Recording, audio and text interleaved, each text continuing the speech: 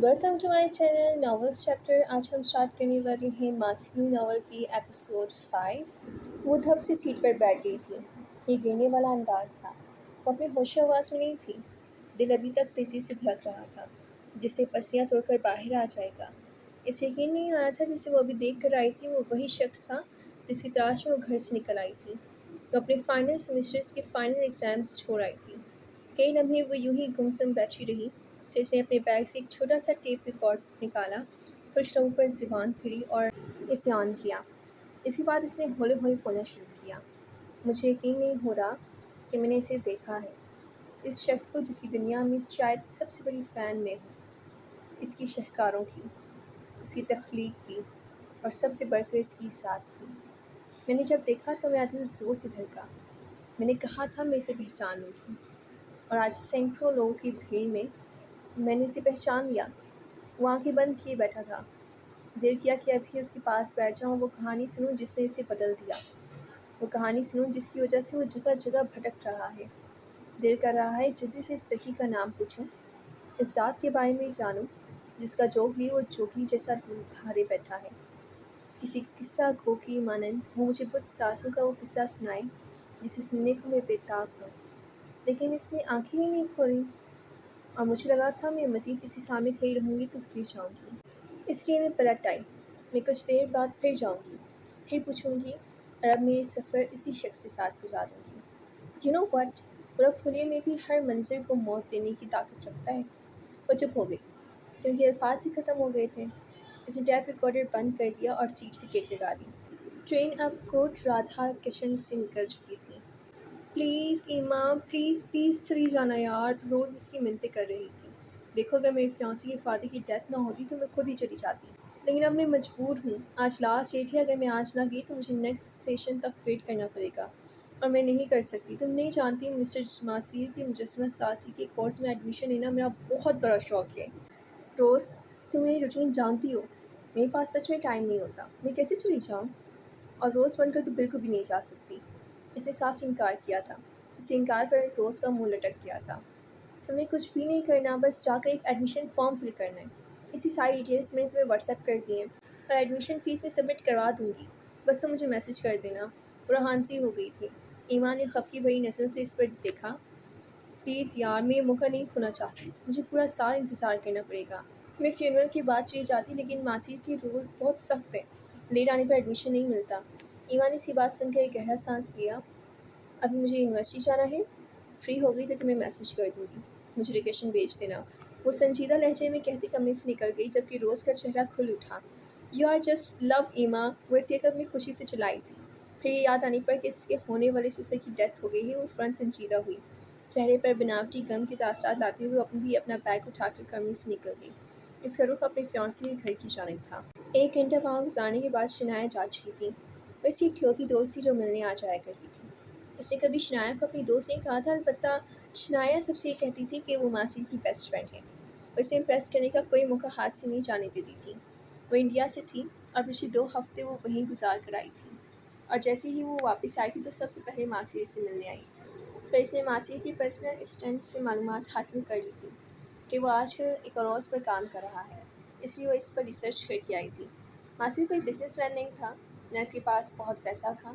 हाँ, अलबत्ता इसके पास एक हुनर था, मुजस्समा साजी का हुनर, और इस हुनर ने इसे इतना मशहूर करा दिया था कि लोग इससे मिलने को बेताब रहते थे। इसके मुजस्समे आम लोगों की पहुंच से बाहर होते थे। वो हर तरह के मुजस्समे बनाता था, सादा, खूबसूरत और बोल्ड, लेकिन बनाता वो अपनी मर्ज़ी से था। किसी के कहने पर वो कुछ नहीं बनाता था। हाँ, अलबत्ता वो मुजस्समा साजी सिखाता था। इससे एक इंस्टीट्यूट था जो मासीर के नाम से मशहूर था, इसलिए सब इसे मासीर ही बुलाते थे। और इंस्टीट्यूट के उन मामलात को संभालने के लिए इसने एक असिस्टेंट रखी हुई थी जिसका नाम मार्था था। वो अपना काम अच्छे से करती थी। जैसे ही शनाया गई तो मासी ने गहरा सांस लिया, और फिर इसकी नज़र मेज़ पर रखे अखबार पर पड़ी। इसने वो उठाया और पढ़ने लगा। बेध्यानी में सफ़े पलटते अचानक इसकी नज़र थम सी गई। रूह क्या है? ये ऐसा सवाल था जो हम अक्सर और बेशतर सुनते रहते हैं। इसके साथ ही कहीं न कहीं ये सवाल हमारे शऊर या शुऊर में पनपता रहता है, लेकिन हम इसका कोई ऐसा मौसर जवाब नहीं ढूँढ पाते जो हमारे अंदर के मुल्हिद को मुतमईन कर सके। जी हाँ, हमारे अंदर का मुल्हिद। वो बेसाख्ता पड़ता चला गया। ایسی چیزوں میں اسے ویسے بھی دلچسپی تھی۔ یہاں کرتبہ اور ورناتا کی گلیوں میں گھومتے پھرتے اکثر یہ سوال میرے ذہن سے ٹکرایا تو میں نے خود سے کہا کہ روح اللہ کا امر ہے، لیکن میرا نفس جو کبھی میرا دوست بن جاتا ہے تو کبھی میرا دشمن۔ اس نے جواب دیا، نہیں، کچھ اور جواب دو۔ آج کی دنیا کی سائنس اس بارے میں کیا کہتی ہے؟ وہ بسط رہا اور میں سوچتی گئی، تمہیں کیا لگتا ہے؟ تم اس دنیا میں کب سے ہو؟ میں نے اپنے اندر کے ملحد سے پوچھا۔ میں تو ہمیشہ سے ہوں۔ یہ تو تمہارا مذہب ہے جو جینے اور مرنے کا ایک وقت متعین کیے بیٹھا ہے۔ اس نے کہکا لگایا۔ تمہارا خدا کہتا ہے میں نے انسان کو مٹی، پانی اور بہت سے اجزاء کے ملاپ سے بنایا ہے، اور یقیناً یہ اجزاء کائنات کے لیے گئے ہیں۔ تم سائنسی طلبہ ہو، تم جانتی ہو یہ اجزاء اسی کائنات میں برسوں سے موجود ہیں، اور انسان کے مرنے کے بعد بھی اس کے جسم مٹی بن کر اسی دنیا میں رہ جائے گا، یعنی انسان کا وجود کبھی ختم نہیں ہو سکتا۔ وہ صدیوں پہلے اسی کائنات میں موجود ہے اور آخری دن تک موجود رہے گا۔ اسے تاش کا بڑا پتہ پھینکا تھا۔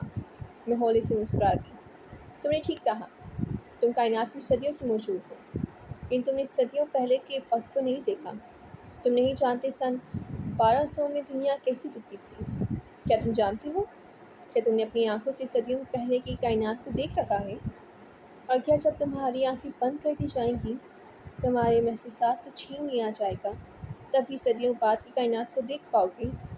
تمہارے اجزاء کائنات میں پہلے سے موجود تھے، یہ خود بخود کیوں نہیں جڑ گئے؟ یہ شعور تمہیں ابھی ہی کیوں ملا ہے، اور کہاں سے ملا؟ میں نے بھی کچھ ایسے سوال کیے کہ وہ تذبذب کا شکار سا نظر آیا۔ تمام اجزاء کو جوڑ کر انسان کو جو ایک انفرادی وجود دیا گیا ہے، اس کے اندر جو یہ شعور لایا گیا ہے، اس کی آنکھ جو کائنات کو دیکھ سکتی ہے، جو سالوں سے اس کائنات میں وجود رکھنے کے بعد بھی نہیں دیکھ پاتی، یہی تو روح ہے۔ اسے ہی تو خدا نے روح کا نام دیا ہے۔ اسے ہی تو اللہ کا امر کہا گیا ہے۔ اللہ نے کہا ہو جا، سب ہوتا گیا، اجزاء ملتے گئے، جسم بنتا گیا، اور پھر شعور دیا گیا۔ سب کچھ دیکھنے سمجھنے کی صلاحیت کائنات کے ان اجزاء کے پاس نہیں ہے، یہ تو ہم میں پھونکی گئی ہے۔ جو صلاحیت پھونکی گئی ہے وہی تو روح ہے، اور جس دن اس روح کو نکال لیا جائے گا، سب پہلے جیسا ہو جائے گا۔ نہ تم دیکھ پاؤ گے، نہ سن پاؤ گے، نہ محسوس کر پاؤ گے۔ مجھے محسوس ہو رہا تھا میرا چہرہ شدت جذبات سے سرخ پڑ چکا تھا، میری آنکھوں میں عجیب سا جلال اتر آیا تھا، میرے جسم کا روم روم اس ملحد کے سامنے ڈٹ کر کھڑا ہو گیا تھا اور کہہ رہا تھا، تم مجھے بہکاؤ گے؟ تم؟ ارے جاؤ، تم تو خود بہکے ہوئے ہو۔ اس ملحد کا مکروا چہرہ بھینک سا گیا تھا۔ اور کیا کہا تھا تم نے؟ تم اس کائنات میں پیدا ہونے سے بہت پہلے سے ہو۔ تم بھول رہے ہو، یہ بھی میرے خدا کی مہربانی ہے۔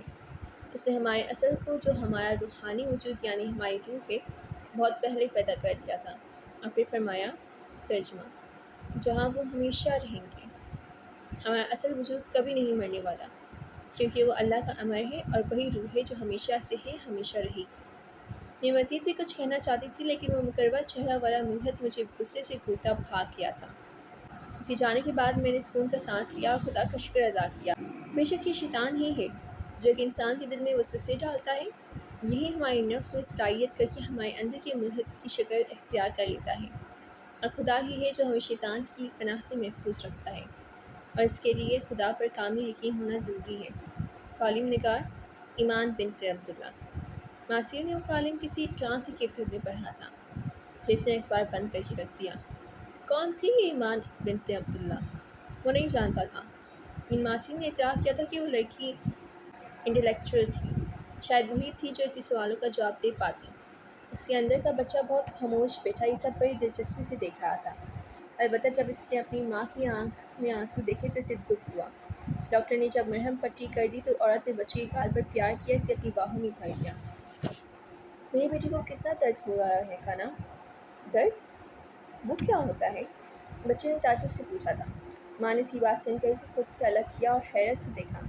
وہ جانتی تھی اس کا یہ بیٹا بڑی ہمت والا تھا، وہ کم کم ہی روتا تھا، بلکہ روتا ہی نہیں تھا، وہ سب کچھ سہ جاتا تھا، دوسرے بچوں سے لڑتا جھگڑتا نہیں تھا۔ آپ کو درد نہیں ہو رہا؟ ماں نے بچی سے پوچھا۔ نہیں، بچے نے نفی میں گردن ہلائی۔ بچی کی ماں اور ڈاکٹر نے بیک وقت ایک دوسرے کو دیکھا تھا، ڈاکٹر کی آنکھوں میں حیرت جبکہ بچی کی ماں کی آنکھوں میں خوف تھا۔ وہ دونوں ایک دوسرے کی نگاہیں سمجھ سکتے تھے۔